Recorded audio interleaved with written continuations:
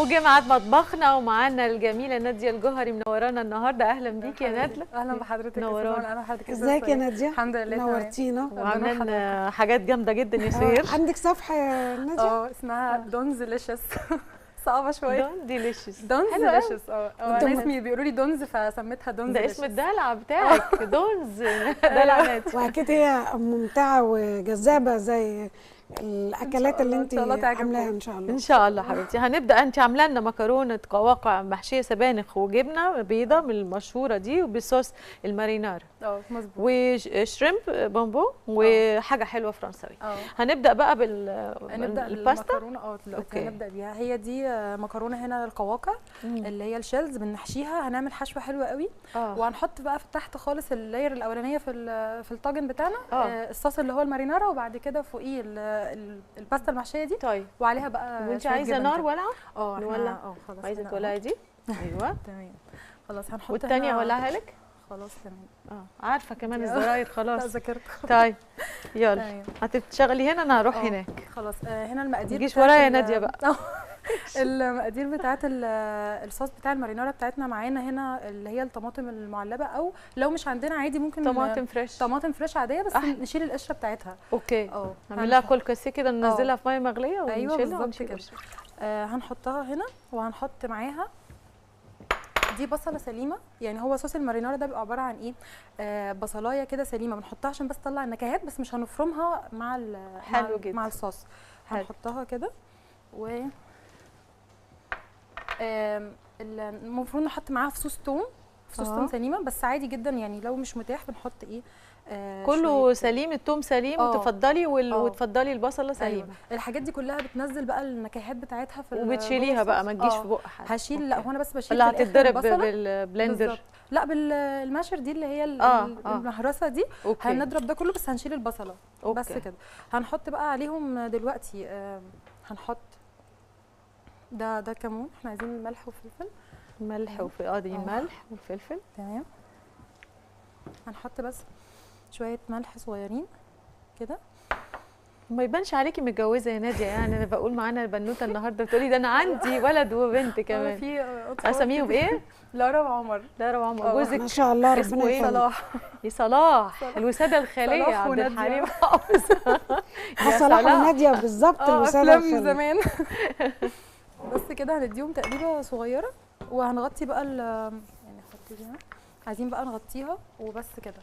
بس نسيبهم بقى يغلوا كده مع بعض. الغطا انت عارفه فين ولا لسه؟ عارفه كمان مكان الغطا؟ يلا تعالي بقى عشان اجري انا هناك بقى. خلاص هي هنا اهي. الغطا اهو. استني بس. هو ده هو ده. اتفضلي. تمام. بس كده. بس بعد كده بقى احنا هنعمل الحشوه بتاعت السبانخ بتاعتنا. طبعا بنحييكي على السبانخ جدا يعني. ايوه انا عارفه حضرتك بتحبيها. منى من عشاق السبانخ. جدا. هنا هنحط. انا بحبها بس بحبها مطبوخه. لا احنا هنطبخها. مطبوخه زي زمان. مطبوخه بفطرتها بشكلها. انا بقطعها كبير كده واشوحها في شعره زبده وتوم هتقولي زبده بقى سهير. لا الزبده واكل بقى حله كده ولا صلصه ولا حاجه. لا زبده، كميه زبده قليله كويس. احسن الزبده وزيت الزيتون احسن من الحاجات التانية. ما هي حته زبده ليا انا وابني. ما هو احنا ايوه ماشي معاكي مسموح. هنحط فعلا مكعب صغنون كده بس. بس كده خلاص. وناديه كمان ملتزمه اهو بالقليل من الدهون. زيت زيتون وشويه مكعب صغير كده زبده بس عشان بيدي طعم حلو. انت تعملي اللي انت عايزاه يا ناديه والله. سنهم قد ايه عمر ولارا؟ اسم غالي يا ناديه كمان بجد. اسم جميل. اسمها ناديه برضه فاسم غالي. كل اللي بنحبهم اسمهم ناديه. هو انا فعلا كل ما اقابل حد لازم يكون عنده ناديه في ماما عمته كده يعني. يعني اخي انا لارا عندها 4 سنين. عندنا حرم الفنان الجميل نبيل الحلفاوي. ناديه بنمس عليها وبنحييها برضه.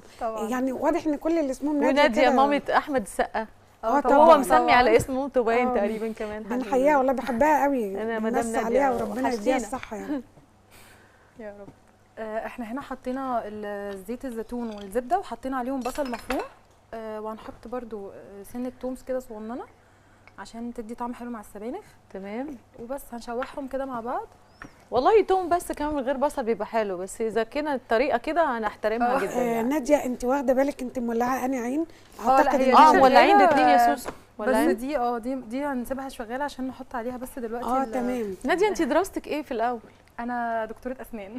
ما شاء الله، دكاتره صيدله واسنان كله غاوي مطبخ دلوقتي. احكي لنا بقى عشان احنا خايفين دلوقتي نروح لدكتور السنان. لا ده ايه الحاجات اللي لو كلنا بقى الحلويات الحلوه بتاعتك دي نعملها بعدها لو احنا مثلا في المكتب مش في البيت؟ نعمل ايه وما معناش غسيل معجون ولا نعمل ايه؟ ناكل خياره ولا نعمل ايه؟ ممكن فعلا حوار الخياره ده يعني كده حاجه دارجه حلوه جدا. بس هو الاحسن دايما ان احنا يكون معانا يعني ماوس واش بتاعنا، مضمضه كده صغنونه نتمضمض بيها، وممكن مثلا ندخل من اساسيات في شنطتنا. يعني تبقى حاجه كده ما دام مش هنعرف طبعا ناخد فرشه. طب كمان بيتقال ان تغيير المضمضه مهم مثلا كل شهر، نوع المضمضه يعني ما استمرش على نوع واحد، الكلام ده مظبوط؟ هو انا لو انا هستخدم اصلا، لو انا هجيب العلبه بتاعه الماوس واش او المضمضه هستعملها اساسا كل يوم، ده الصحي المفروض مثلا استعملها كل يوم مره، غير طبعا غسيل الاسنان. هي كده بتخلص، يعني هي بتخلص في حوالي شهر شهرين. ما انا لما اجدد اجيبها تاني اجيب نفس النوع ولا يفضل ان انا اغير النوع؟ يعني بيقولوا ما نستمرش على نفس النوع. لا هو عادي يعني مش حاجه فارقه قوي، بس هو الفكره ان النوع بتاثر على اللثه وعلى لا عادي، هم كلهم بيبقوا نفس التركيبه ونفس الماده الكيميائيه، فهي ما بقاش يعني على مش درجه يعني. لا عادي.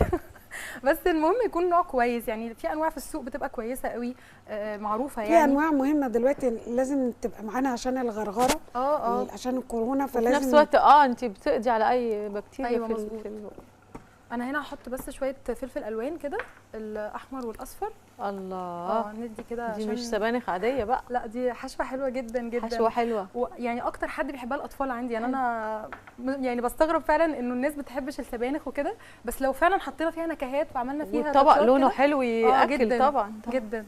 اكيد في كريمه في الاخر يعني لا ان شاء الله ما فيش، هو بس جبنه، بس الجبنه دي خفيفه يعني ما بالظبط ما بيبقاش فيها اي حاجه. احنا خلاص كده هي تشويحه صغيره، وهنبدا بقى نحط السبانخ هنا. هنسيبها كده بس انت هاديه في البيت كده على طول يا ناديه، ولا مخضوضه بس من الطلعه الاولانيه؟ لا عادي. ولا ناخد راي صلاح يعني متعذب من الصبح معاكي يعني. بنحييه طبعا، بنحيي صلاح طبعا، مساند يعني، واقف الصبح عمال يصورك ومدلعك يعني. لا والله هو فعلا صلاح يعني كمان بيحب ايه من اكلك بقى صلاح؟ صلاح اصلا يعني هو بيعمل اكل احسن مني كمان بجد. ما شاء الله. والله بيحب الاكل جدا، وبيحب يدخل يجرب بقى. وهو دارس ايه؟ دكتور اسنان برضه، زميل يعني. هي قصه حب في الجامعه وكده. حب في العياده. ايوه في الجامعه. انا رايي ان انت تخليه هو يبدع، وتقولي له ان انت اكلك احلى من اكلي، وتقعدي انت ما تعمليش اكل وهو يدخل هو يعمل الاكل، يبقى كده ريحت نفسك. ايوه فعلا. طب وعلى كده انتوا الاثنين عشان اطباء يعني موسوسين بقى في البيت وفي المطبخ، ولا في حد هو اكتر؟ هو لا يعني هو عشان كمان بينزل بقى بيشتغل في كذا مكان كده بالظبط. انت على خفيف بقى كده يعني. انا كمان من اول الكورونا وانا بقيت يعني اقل خالص قللتي عشان الشغل. اولادي وكده كمان. بالظبط، انت محتكه بالولاد، فهو بقى الله يكون في عونه طبعا. بس والله الله يكون في عون يعني، وهو على الباب بيسلم نفسه ويطهر وكل حاجه فعلا. لا يعني هو كمان كل حاجه احنا عاملين كده عند الباب، يعني حتى لو مكركب مش مشكله، حاطين كده جزء الباسكت بتاع الغسيل، اقلع على طول ميه مغليه بقى في الغسيل وكده تمام يعني الدنيا ده تسليم جامد. لا خالص، كحولك وكلورك وكل حاجه. بالظبط. كل التحيه طبعا لكل الاطباء واطقم التمريض وكل المنظومه الصحيه في مصر، بجد يعني بيعملوا مجهود رهيب. وبعدين السنان يا سهير ما بقتش رفاهيه دلوقتي، الاهتمام بالسنان ده صحه يعني عامه، ده الم السنان وبيأثر على الجسم كله ومناعته، صعبه يعني صعبه، ما بقاش بس تجميلي. لا والمشكله بقى كمان دلوقتي ان الناس يعني حرام بقت اللي عنده مشكله في الاسنان مش عارف يروح وخايف وبياخد بقى احتياطاته، وكمان طبيب الاسنان نفسه بيبقى قلقان وكده، يعني ربنا يعديها على خير. هي فتره كلها قلق، يا رب يعدينا ويعجل بالفرج والخير يا رب ان شاء الله. هي السبانخ بس عشان كانت مجمده فهي فكت. طب والله انا عمري ما حطيت الحاجات دي على السبانخ، انا ممكن اعمل بقى دي يعني. بس هي مش لازم تبقى مجمده صح؟ هو انا فعلا لازم كنت عايزه اقول فعلا انه روعة. الاحسن بكتير الفريش بس هنقطعها كده صغنن وكبيره شويه، مش لازم صغير قوي عشان ما تفقدش قيمتها. ايوه يعني تقطيعه واحده. وطبعا السبانخ يا جماعه الدكتوره نسيت تقول لازم ليمون عشان يمتص. او احنا بناكل عشان جسمنا يستفيد من الحديد اللي في السبانخ. اي حاجه فيها حديد فيتامين سي بيساعد على امتصاص الحديد، فاي حاجه نحط فيها ليمون. طبعا صح. بس كده خلاص. يعني المفروض هي اصلا السبانخ ما بتاخدش وقت خالص. ما بتاخدش وقت. ايوه هي بس عشان مجمده ففيها ميه تنشف. واللي بيغلي على النار ده بيقطع نفسه. لا ده خلاص ده الصوص بتاع المارينارا، هو يعتبر اصلا خلاص خلص. طيب حتى هنلاقي البصله طريت وكل حاجه، نقفله خلاص. بس ده سخن، ممكن نمسكه بحاجه دي. عايزه مساكه كبيره. اهي في كمان جوانتي خلاص. هو دي بس ممكن نشيلها. خلي بالك وانا مش اتلسعت منها مره دي. هنسيبها بقى خلاص كده. ده تمام كده. احنا بقى هنبدا ان احنا نحط الخلطه بتاعت السبانخ بتاعتنا هنا عشان تبرد. طيب نحط عليها سخنه برضو. طب نمسك ده. هنحط هنا الحشوه. ممكن نجيب هتحطيها على المكرونه ولا عايزه طبق تاني؟ اتفضلي. طيب الفاصل احنا نستأذنكم ونطلع فاصل. نستأذنك يا نادية ونرجع تاني نواصل الأكلات الجميلة اللي عاملاها لنا نادية النهاردة، ونشوفكم بعد الفاصل.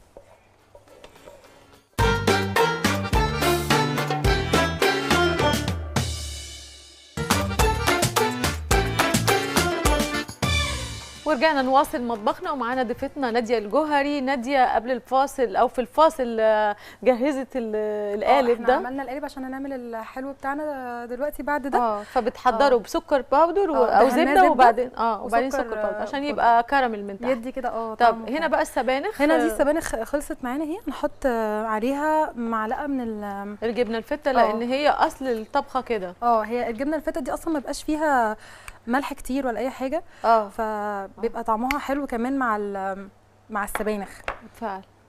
حتى بنعمل بيها الفطاير وكده، بتبقى جميله جدا. فكره حلوه. بس كده.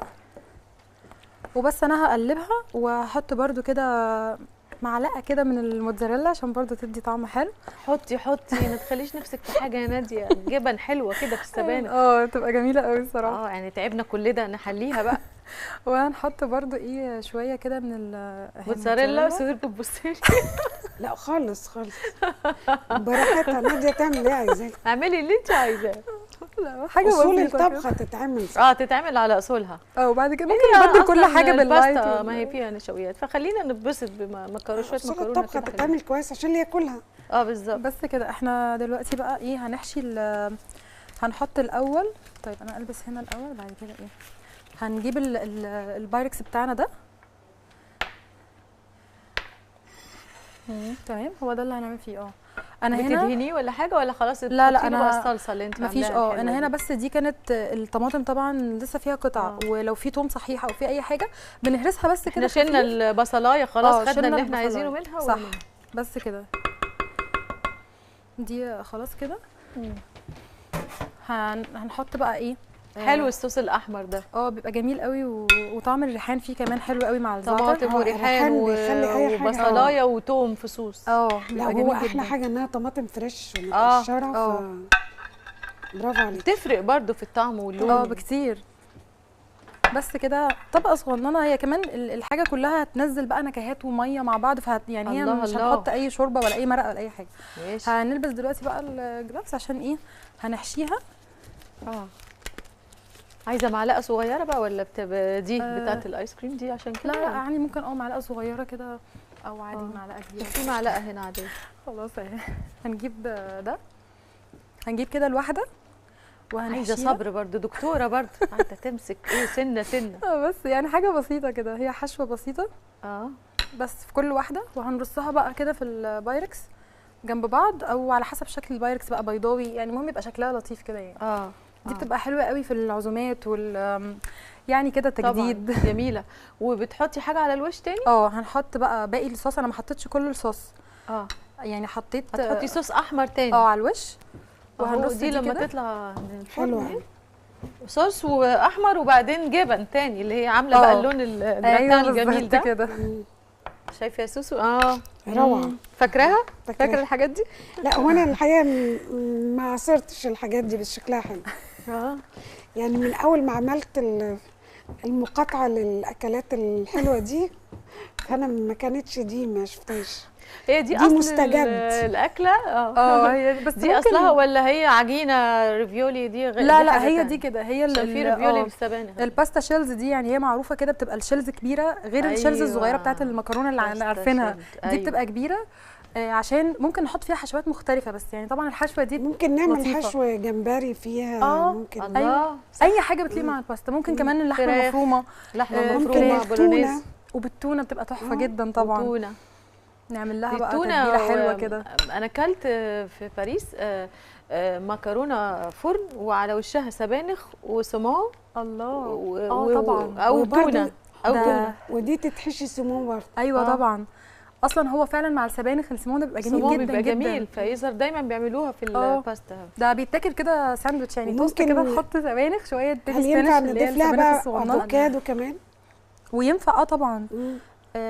يعني في حاجه كده في الفطار بتبقى حلوه قوي مغذيه. ممكن نحط توست وعليه شرايح من البيبي سبينش كده، اللي هي السبانخ اللي بتبقى صغننه دي من غير ما نقطفها ولا حاجه. بتبقى بيبي صغنونه كده بتيجي من السوبر ماركت. وبنحط عليها شرايح من السالمون، السموكد سالمون والافوكادو. ونحط شرايح افوكادو. ما بنهرسش ولا بنعمل اي حاجه، كله شرايح فوق بعض. ويا سلام بقى لو بيضه كده العيون دي. الله افكار يعني حلوه، توست جميل جدا، افكار حلوه مغذي قوي قوي. بس هو احنا دلوقتي حاشينا كده كذا واحده. انا بقعد افكر في الفطار يعني احط ايه مغذي، ايه اخضر. ايوه فعلا، بصله، طماطمايه، يعني ومعاها حاجه خضراء، يعني لازم يكون فيه بقدونس. اهم حاجه الالوان، يعني مش بيض وخلاص. يعني ما اقدرش اصحى اخد بيضايه او معلقتين فول، لازم يكون فيهم الحاجات دي. ودلوقتي تعملي لنا بقى الجمبري. خلاص كده احط دي بس وخلاص اهي. بس هي بس كده هنحطها بقى عليها كده. هنحط بقى عليها شويه من نقلع ده خلاص الصوص والجبن. ممكن ارمي ده كده من بعيد. بتحط العسل في الثلاجه يا ناديه ولا بتحفظي العسل ازاي؟ لا العسل انا عادي بسيبه بره عادي يعني. ما ده خطوه صحيحه. العسل ما نحطوش في الثلاجه. لا احنا المفروض نسيبه في البرطمان الازاز الشفاف، ونحكم الغلق ونحطه بعيدا عن الشمس، عن حراره الفرن، عن اي مصدر للحراره او الشمس. يعني غلط لما يبقى قريب من البوتاجاز كمان. غلط جدا. يعني ما ينفعش ياخد ولا حراره ولا بروده. يعني ولا دخله الثلاجه ولا عرضه لاي حراره. والاغلاق وان هو يبقى في حاجه ازاز، بلاش البلاستيك. وتاخدي منه بمعلقه خشب زي ما قلنا. او معلقه ناشفه. الخشب او البلاستيك كمان، اللي هي في لي اصلا معلقه عسل كده بتبقى مخصوص للعسل، بتبقى برده ظريفه جدا. بس صح جدا، هو المفروض ما يتحطش في الثلاجه فعلا. بس احنا كده بقى جبنه موتزاريلا. انا حطيت شويه من الصوص عليها كده. يا سلام لو جبنه بارميجان بقى. ما هي طبعا هي صحيح غاليه شويه بس بتبقى يعني بس هي فعلا اصلا الوصفه الاصليه بنحط فعلا جبنه بارميجان. لمن يستطيع بقى، كل واحد وحسب. بس احنا بنحط. انت حاطه ريحان في الصوص؟ انا حطيت الصوص ده، حطيت فيه ريحان وزعتر بودر، حلوين قوي مع بعض، بيدوا طعم حلو جدا. بس كده هي المفروض بقى تدخل الفرن. تدخل قد ايه بقى؟ بنسيبها يعني درجه الحراره. دخليها لو الفرن جاهز. هنسيبها على درجه حراره قد ايه؟ على درجه حراره 180 عادي. ممكن نسيبها ربع ساعه او نص ساعه. هي كل حاجه تعتبر مستويه، بس الفكره في ان الدنيا بقى تسيح كده وكل الاطعمه تتغلغل مع بعضها. تتغلغل وتتوغل وتتوغل. تتغلغل وتتوغل وتنتشر بس المهم ان لا تتوغل ولا تنتشر الكورونا. اهم حاجه. احنا كده خلاص خلصنا الطبق بتاعنا. طيب ده الاولاني. هنعمل بقى الثاني ايه ناديه؟ نعمل الشريم بونبون بتاعتنا. يلا. هي يعني اسمها يمكن معقد شويه، بس هي ما فيهاش اي حاجه. المكونات بتاعتها دي باستري ولا ايه؟ ده سبرينج رولز. بتبقى العجينه هي بتتباع في السوبر ماركت كده جاهزه كده. بتاعه الباتيه. ايوه هي ممكن يتعمل فيها حاجات كتير جدا. بس هي بتاعتها بتتعمل كده. بيلفوا بيها اصلا سبرينج رولز بتبقى موجوده. بيعملوا بيها خضار او كده. بس احنا النهارده هنعمل بيها بقى خلطه حلوه قوي يعني. يلا بينا. احنا دلوقتي عندنا اول حاجه هنشوح الاول. عايزين طاسه هنا صح؟ عايزه الطاسه؟ النار عاليه عندك ولا لا؟ لا هي شغاله بس مفيش طاسه. شوفي في الادراج. انت نسيتي لحقتي نسيتي الادراج. انا عندك الطاسات ولا هنا؟ خلاص مش مشكله، ممكن نشوح. انا فاكره انها هنا. اهي نشوح في دي. دي ولا طاسه واك كده؟ عايزه واك ولا صغيره؟ لا هي عادي اي حاجه، ممكن الواك مش مشكله. اوكي ماشي. سيبيها ميه. خلاص اهي. تاخدي دي. يا سلام دي احسن. خلاص تمام. ده ايه ده؟ حاجات جبناهم من عند الجيران كانوا سالفينهم مننا. تمام. احنا هنحطها بقى هنا. دي خلاص احنا مش عايزينها. خبره.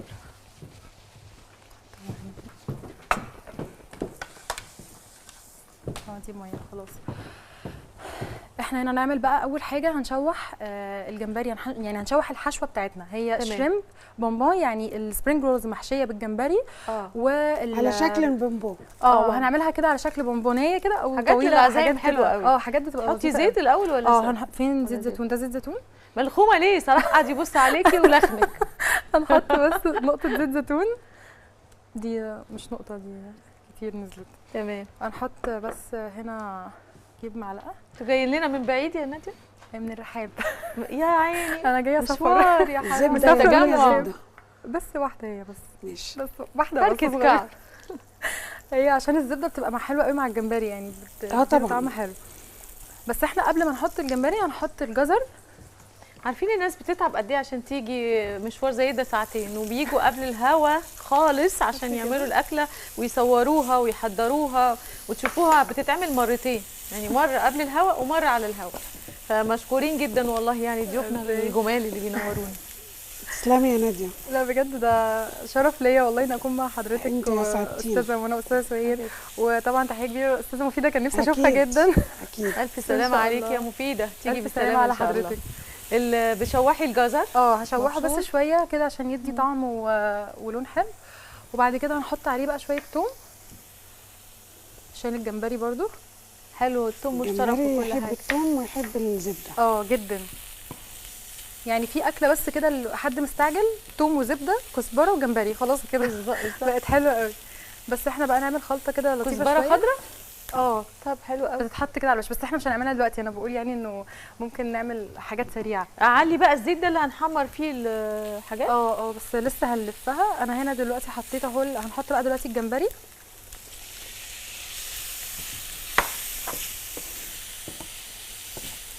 تمام. احنا كنا بنقول ان الجو حلو قوي النهارده. خدت بالك من الشمس يا ندى؟ ناديه الصبح. الجو لدرجه الواحد كان حران وجاي. ده حقيقي، كان الجو حر الصبح، بس الشمس حلوه للاسف.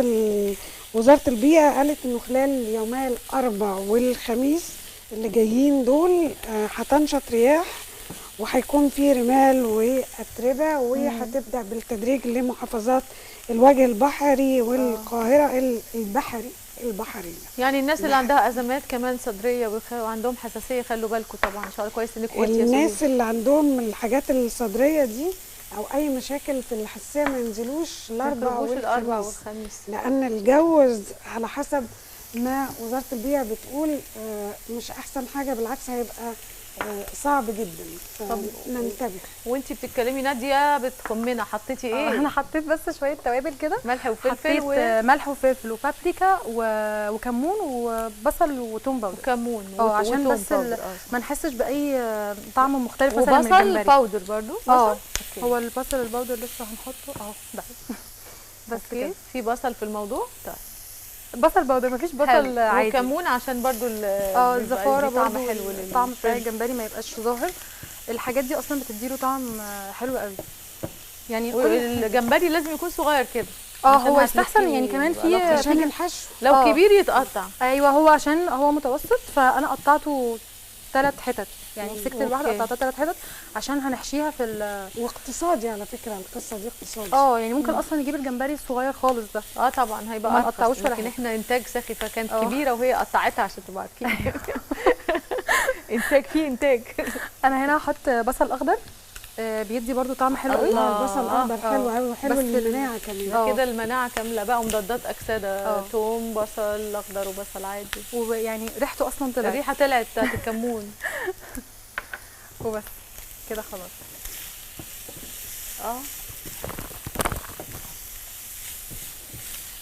الفكره هنا ان انا يعني الحشوه بتاعه السبرينج رولز عامه بتستوي بسرعه. اللي هي السبرينج رول نفسها بتستوي بسرعه جدا، فانا لازم اكون يعني مسويه الحاجه مستويه، ان اول ما تتحط في الزيت السخن ده وخلاص كده. انا خلاص هي تقريبا طبعا الجمبري برده ما بياخدش وقت خالص، فخلاص هو كده هنحطه بقى. هنحط عليه حاجات جديده حلوه قوي يعني بجد. ميرسي جدا والله. بس فعلا احنا لازم يعني نجدد في الاكل وكده. صحيح. دي معلقه صح؟ معلقه. احنا بعد ما نطفي عليه نحط بقى ايه خطوتين ورا على طول. ايوه معلش حمايه ليكم انتوا صح الاثنين. طبعا. هنرش رشه شبت كده بس اول ما نطفي، يعني ما نسويش الشبت عشان يبقى طبعا حطيتي كزبره خضراء وشبت اخضر. بس وانا شلته من على النار، يعني هي دي مطفيه اصلا. وممكن تبقى دي جاهزه عندنا على طول لاي جه ضيوف. عندنا العجينه فعلا انا بقوم لها بحشيها قبليها بساعه بالظبط ونعمل الحاجه ده وتتقدم على طول، يتحمر والناس موجوده يعني. بس كده خلاص. احنا بقى عايزين البوله دي هنحط فيها بقى احنا عايزين نقول الف سلامه ليسرى، الحمد لله بقت زي الفل يا حبيبتي. وجوزها خالد سليم الف سلامه عليكم، وجمانه مراد بقت زي الفل برضو، الف سلامه عليكي، والمنتج الكبير جمال العدل يعني تقريبا حبايبي المسلسل كله اتحسد يعني معلش يعني حبايبي. الحمد لله على السلامه جمانه وسيفا الجميله واستاذ جمال العدل وكل اللي كان مريض يعني. تالي كمان وائل الابراشي اخباره ايه يعني؟ وائل الابراشي ان شاء الله يبقى كويس، واحمد سالم ان شاء الله يبقى كويس، وعمرو خليل الحمد لله كويس الحمد لله يا رب كل الشفاء. وماجد المصري ما طمناش عليه، انا مش تابعه الاخبار خالص. ان شاء الله عايزين نطمن عليك يا ماجد. الف سلامه عليك يا ماجد. الف سلامه عليك. سلام عليهم. بالمناسبه وانا معديه من بوابات كده وانا رايحه طريق السويس بيقولوا لي ايه مدام سليمان كتخه عشان مسلسل زلزال. انا بقيت مدام سليمان كتخه، ده التاريخ اللي الناس يعني فاكرين الدور. ماجد كان رائع في الدور، كان جميل في الدور ده كل ادواره يعني. ماجد شخصيه خليل سليمان على المستوى الانساني اكيد انت عرفتيه عن قرب، وعلى المستوى الفني رائع يعني.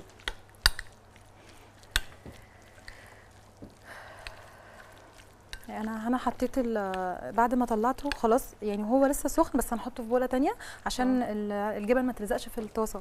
حطيت عليه بقى جبنه كريمي الله، وحطيت 100 معلقه واحده يعني جبنه كريمي. هم دول اصلا 250 جرام. خليها جوسي كده لما تتحمر تبقى جميله. ومعلقه كده جبنه تشيدر. ايوه تسحبي على معلقه جبنه موتزاريلا. فاحنا لما نيجي ناكل بقى هنلاقي حاجات جميله قوي كده. جميله دي تسالي. مزرعه اجبان. مزرعه اجبان. طيب ممكن جلوفز هو في الدرج هنا. فين هم حاطينه هنا؟ طب اتفضلي. وانا هرجع لمكاني لانك خلصتي هنا خلاص. خلاص احنا بس هنحشي بقى طب ومين اللي قاعد مع لارا وعمر دلوقتي لما انتي وصلاح منورينا؟ مين قاعد معايا يا رب؟ ماما ربنا يخليها. ماما بتحبكم جدا يعني. بس عليكي مدام صياني اسلم بالنسبه عليكي وربنا معاكي طبعا. عندك حمل يا حبيبتي طبعا. اعزم الولد بس هي عشان بتحبنا، لان هي كانت بتاخد صوره عشان ماما قالت لي ماما بتحبكم جدا، كانت عماله تاخد صور.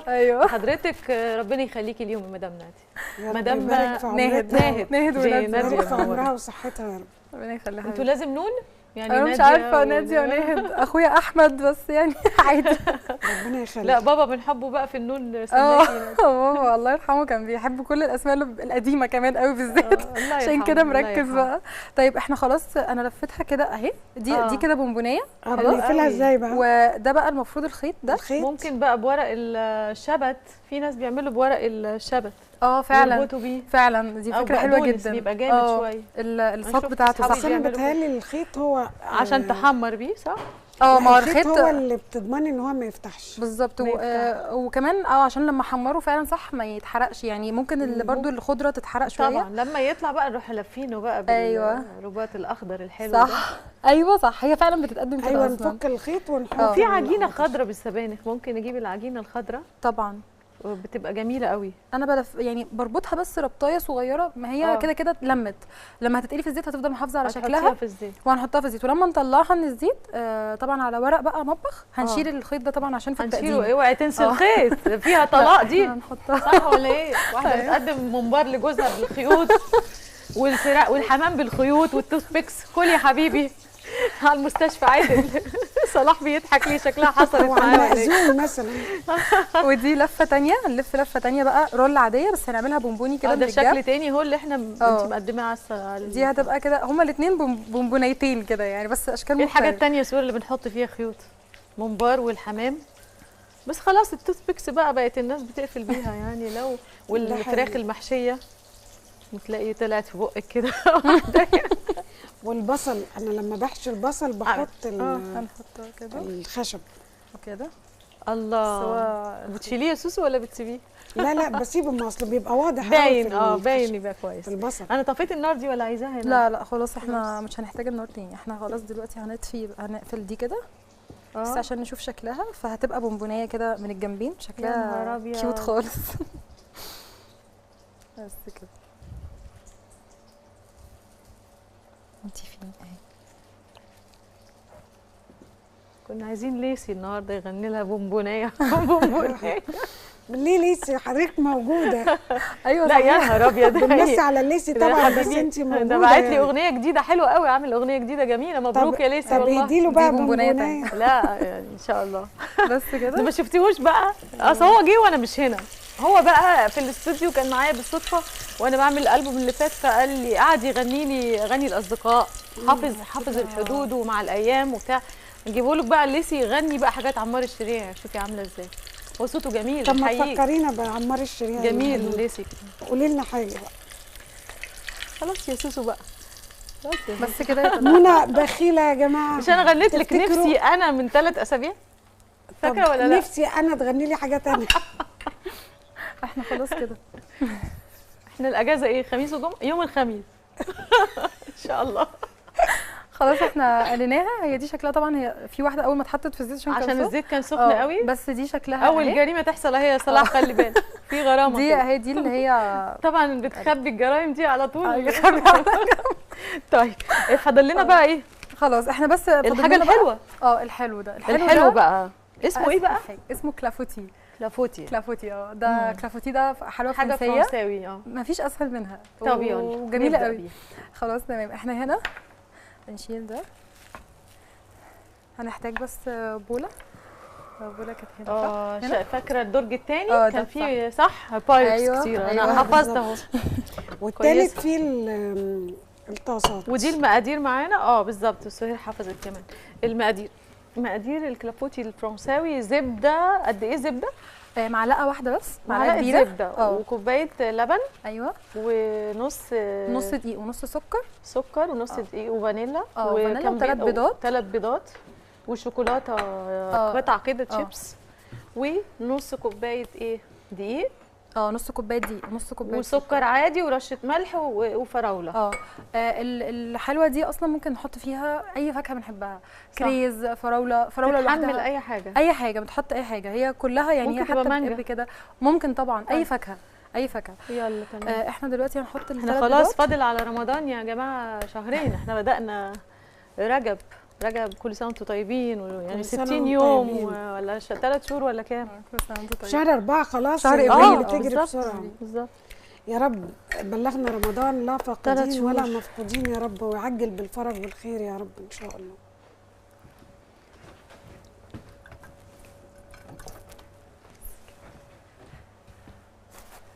احنا هنا بقى عايزين الويسك كده. حطينا 3 بيضات هنعملهم بس كده. هنحط عليهم بقى. احنا المفروض الزبده تبقى سايحه، فهي تقريبا جمدت من البرد. اول ما جبنا سيره المانجا والفراوله قلت افتكرت الكنافه بتاعت رمضان. الناس كلها بتحب الحلو بالمانجا. هنحط بقى عليها هنا الفانيليا. هنحط معلقه. ملاحظه بتستعملوا بديل سايبه احسن، بيبقى ريحتها طعمها وريحتها وبنحس بطعمها حلو يعني اكتر من الباودر شويه، عشان بتبقى فيها سكر كتير برضو. بتبقى فيها سكر. وهنحط دلوقتي بقى اللبن. يعني نحط كل السوائل الاول كده. دي كوبايه. والمفروض بقى الزبده تبقى سايحه، فمش عارفه احنا هنحطها كده مش هتتخلط. لا ممكن هتسيح في عايزه اسيحها لك؟ عندنا وقت؟ يعني يا ريت. طيب ماشي. بس هي مش هتاخد حاجه يعني. تشخط ليه؟ ولا طاسه ولا احنا ممكن عقبال ما تسيح احنا هنقطع الموز بتاعنا. ندي 10 ثواني حضرتك. بس نلبس جلافز احسن. اخد جلافز.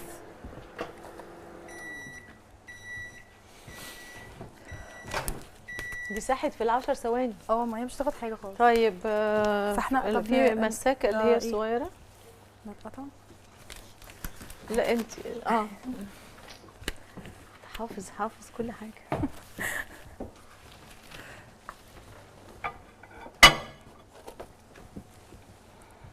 انا اصلا لما بولع الميكروويف ببعد عنه اصلا. احطها لك بقى على لا لسه لسه هتهدى بس شويه عشان تهدى.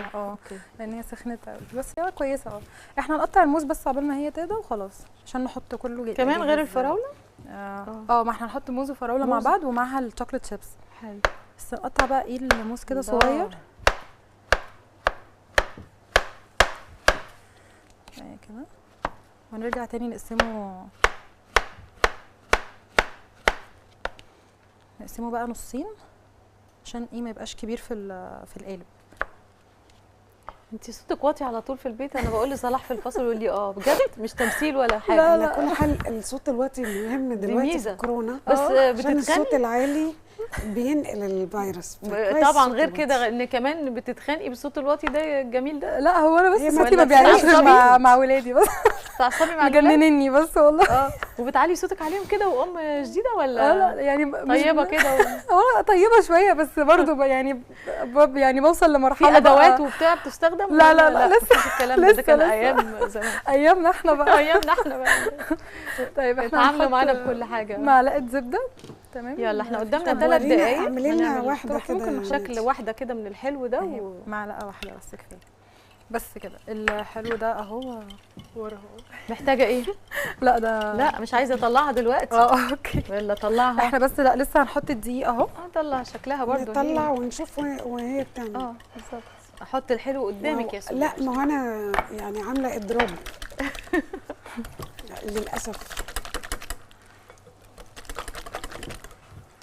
انت عارفه لما بتبقي رايحه للميزان ايه اللي دي تأديب وتهذيب واصلاح. يوم الميزان يكرم المرء او يهان. وعندها ميزان عايزين نكرم على اساس يعني اكيله قوي. شوف علبه الاكل بتاعتها يعني حاجات عينات يعني مش عارفه بتشبع منها ازاي بصراحه. طيب احنا بقى هنحطها كده هنصفي بس الخليط عشان نتاكد ان ما يبقاش فيه اي تكتلات. دكتوره برضه في صبر في الموضوع. ايوه لا الموضوع كله كده بس خلاص. ممكن نسيب كده مش مشكله. بس كده. عندي واحده صاحبتي عارفه نفسها جالها حاجه من الحلويات اللي انا بحبها. انا بحسب جالها كورونا ولا حاجه. لا يعني جالها بعد الشر جالها حاجه. جالها ايه. وبعدين قالت لي انا مخليه لك، وبعدين ضعفت وقالت لي معلش سامحيني، فانا مسامحاها. حصلت معايا وانا قاعده مع صاحبتي بره ولينا صاحبه ثالثه، فبقول لها خلي دي لنوجي، قالت لي لا انا ناكلها وبعدين نجي لنوجي. بالظبط ساعه الحلويات لا هي دي جايه لها من بره، هنا مش موجوده بالطعم. ده مرام ولا ايه يعني؟ مرام. اكيد مرام. ما دام جاي من بره يبقى مرام جلاسي. اتنين بس هضعف واكلهم. ده احلى مرام كنا بنجيبه من لبنان بقى. ان شاء الله تفتح تاني باذن الله. يا رب ربنا يا رب ربنا يسهل امورهم يا رب، ويبقوا زي الفل يا رب. امين يا رب. انا هنا حطيت اهو ده كنت دهناه زبده بالفرشه كده عشان تبقى خفيفه خالص، وحطيت عليه شويه سكر بودره يعني زي كاننا بنعمل اللي هو تغطيه بالدقيق اللي بيديها بقى اللون الكراميل ده. ايوه هو ده اللي بيديها في الجناب وتحت مكرمله. بيبقى طعمها حلو قوي. الزبده وسكر بودره. ايوه فعلا. بس هحط كده هنا الفراوله الموز قصدي وهنحط فراوله. طيب احنا طبعا الوقت خلص، بس بجد ناديه الجوهري نورتي وتسلم ايدك. ميرسي جدا. والاكل متميز جدا جدا، وربنا يخليكي لصلاح وللولاد والماما وكل اللي بتحبيهم ويحفظك يا رب. ميرسي جدا. ميرسي على وقتك، اسعدتينا ونورتينا، وتحياتنا لماما ناهد وللولاد الحلوين ولصلاح طبعا. ودايما كده في احسن صحه واحسن حال، وربنا يحفظكم ويكرمكم ويحفظ كل مشاهدينا. امين يا رب. ويكرمهم ويبعد عنهم كل حاجه وحشه يا رب. وبنسلم عليكم لارا وعمر قاعدين في البيت اتفرجوا. بنبوسكم وبنحبكم قوي قوي. نشوفكم بكره على خير وان شاء الله وحلقه جديده، والستات باذن الله باذن الله هنخش جديد.